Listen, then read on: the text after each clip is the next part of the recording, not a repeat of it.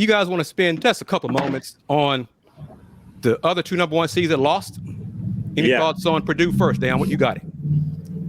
Purdue. Let's go Kansas first because I predicted that Kansas would be upset alert today, and one reason I figured that is because I liked the matchup with Arkansas's guards. I figured Arkansas's guards would be able to get inside and be able to have some effectiveness against Kansas. But Kansas, I think they were hobbled, of course, by not having their Hall of Fame coach, but they're point guard Harris, I think his ankle injury really limited them. He really does a great job in getting them in their offensive sets. But I just like Arkansas's toughness, their ability to rebound. I think they were just a little bit more athletic than Kansas, and they got a tough W today. So that was one of the number one seeds I was not surprised about. But Purdue, oh, man.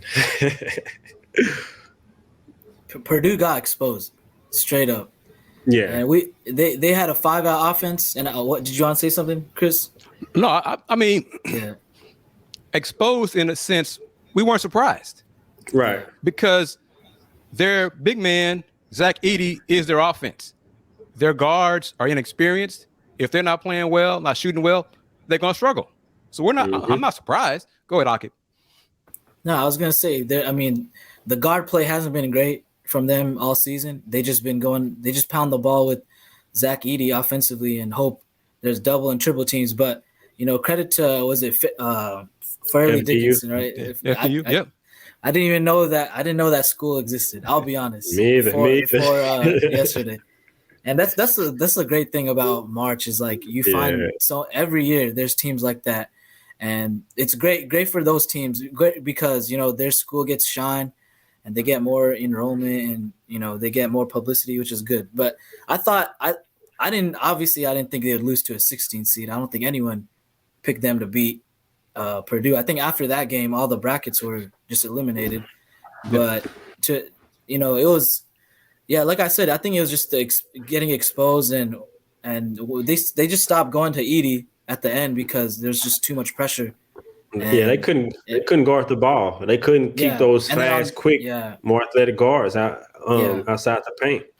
And then defensively, Purdue they couldn't guard that 5-out offense. It was like an NBA style offense, and their bigs, even though I think maybe hardly 30% 3-point shooter, they were cashing in on some of the shots, big shots.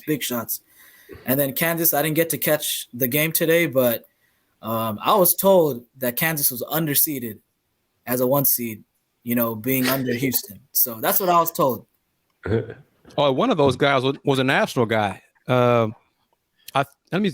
Seth Davis. I'm calling names. Yeah, Seth Davis. Because Sunday, we were with the team in the waiting area when they announced the seeding.